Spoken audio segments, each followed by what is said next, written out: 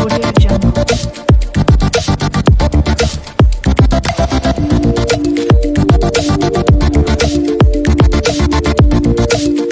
Audio Jungle. Audio Jungle.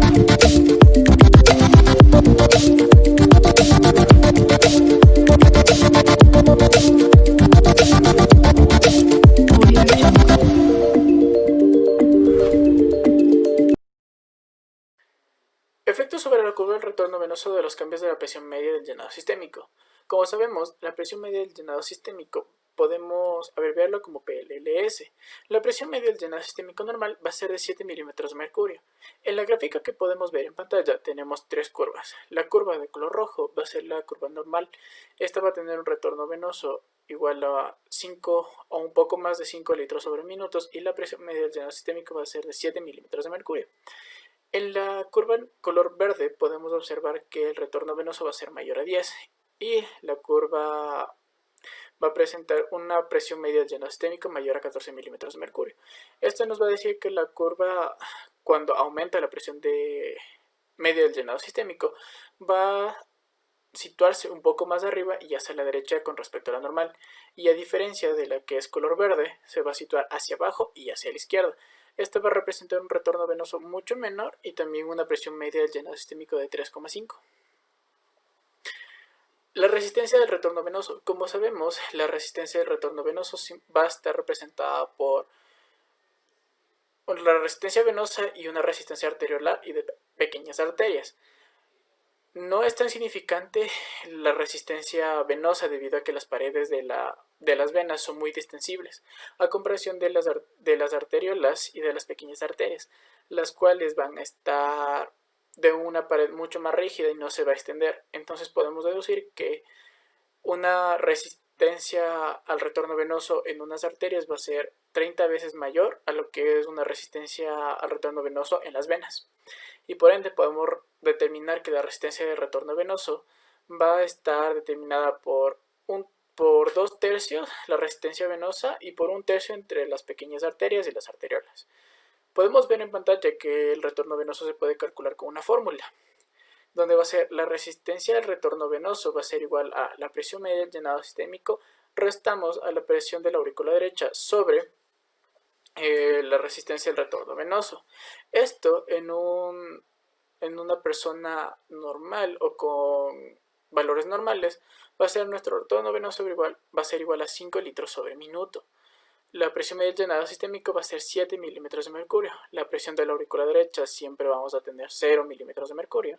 Y la resistencia del retorno venoso va a ser 1,4 milímetros de mercurio. El efecto de la resistencia al retorno venoso sobre la curva del retorno venoso.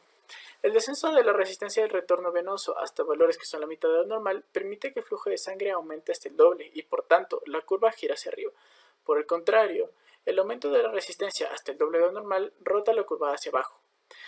Podemos observar en la gráfica de aquí que en la curva de color rojo va a ser la resistencia normal, va a ser el retorno venoso de 5 litros sobre minuto y la presión media del llenado sistémico va a ser de 7 milímetros de mercurio.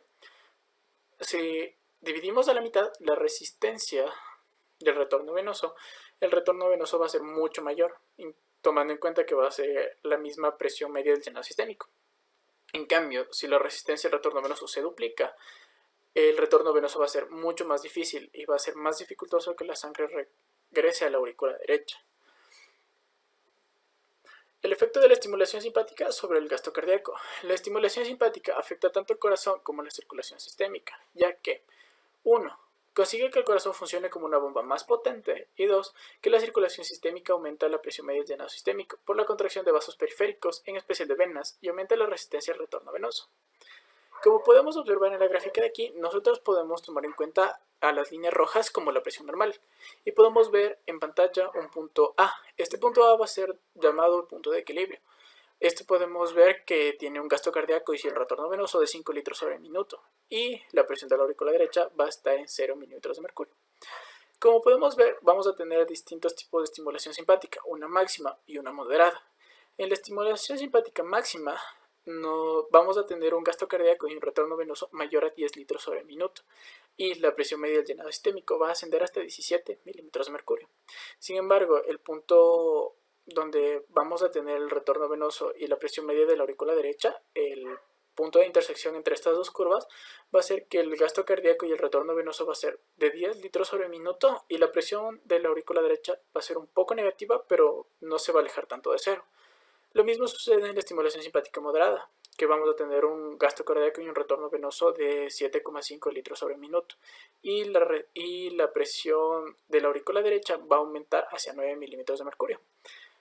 De la misma manera podemos ver la estimulación simpática moderada, que el gasto cardíaco y el retorno venoso van a ascender hacia 7,5 litros sobre minuto y la presión de la aurícula derecha puede llegar a aumentar hasta 9 milímetros de mercurio. Sin embargo, el punto de intersección entre estas dos curvas va a ser 7,5 litros sobre minuto y una presión de la aurícula derecha de cercana a 0 milímetros de mercurio. Así de igual manera podemos ver en las curvas negras entrepunteadas, podemos ver lo que es un bloqueante de la espina total. Este va a hacer que el gasto cardíaco y el retorno venoso disminuya un poco y la presión de la aurícula derecha de igual manera disminuye hasta tener 4 milímetros de mercurio. Igual, el punto de intersección entre estas va a ser que el retorno venoso va a ser igual a alrededor de 3,5 litros sobre minuto y la presión de la aurícula derecha va a ser un poco mayor a 0. Entonces podemos decir que en estas curvas de aquí podemos demostrar que la presión media del llenado sistémico cae hasta aproximadamente 4 milímetros de mercurio y la eficacia del corazón como bomba disminuye hasta el 80% de lo normal. El flujo sanguíneo muscular y el gasto cardíaco durante el ejercicio, la circulación coronaria y la cardiopatía isquémica. La regulación del flujo sanguíneo en el músculo esquelético en reposo y durante el ejercicio. El ejercicio extenuante es una de las situaciones más estresantes de la que se afronta nuestro sistema circulatorio normal, debido a que la masa corporal del músculo esquelético del organismo es muy grande.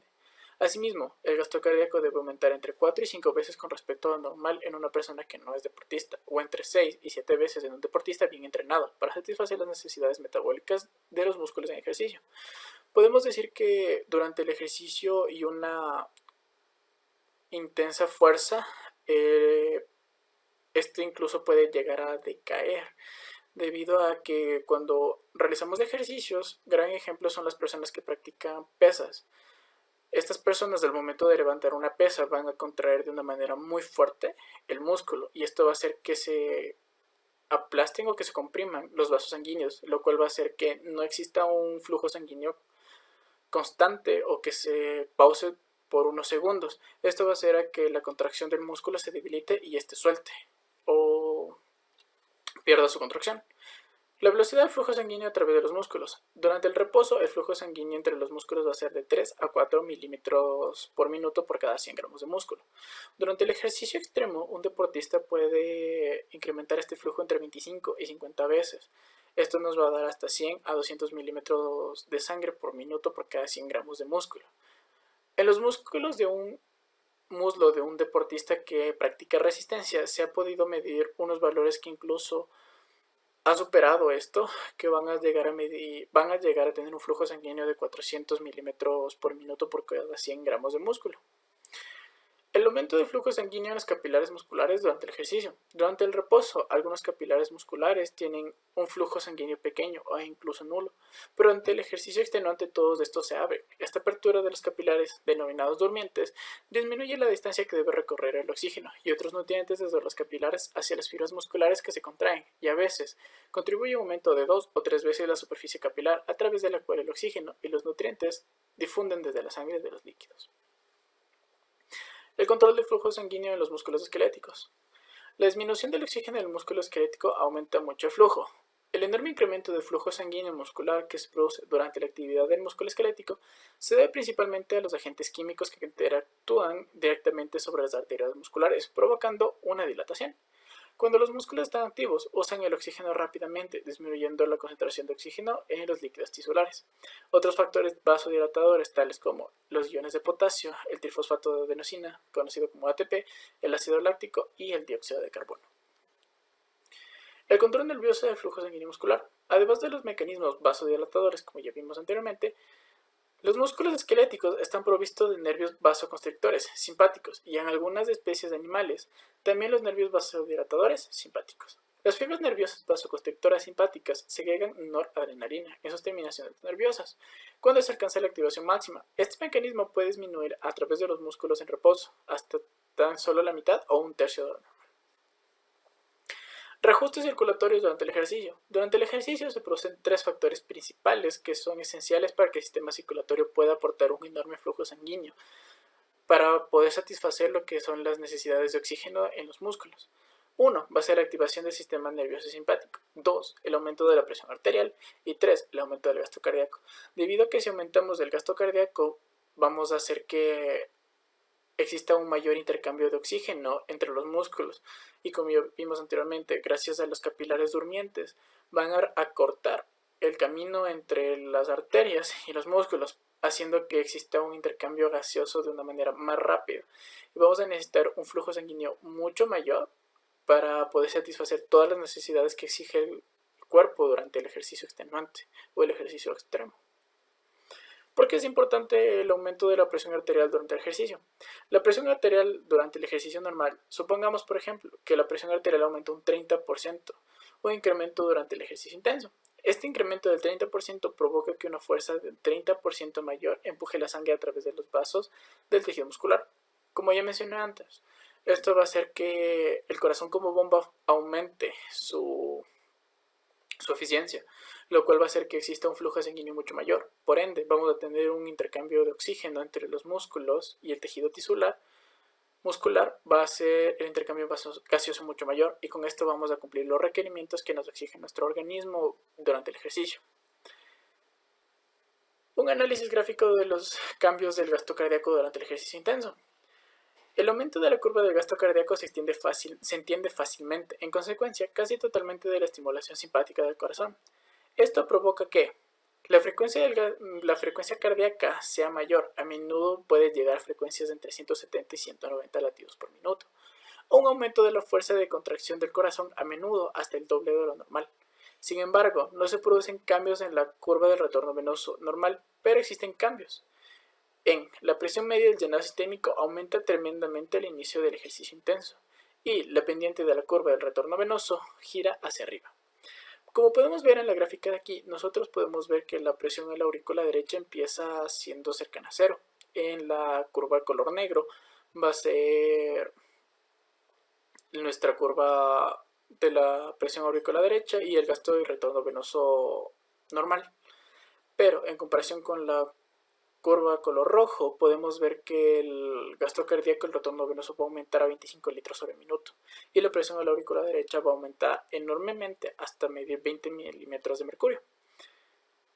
De igual forma, la presión de la aurícula derecha aumenta, y con esto podemos entender un análisis gráfico de los cambios que suceden durante el ejercicio intenso.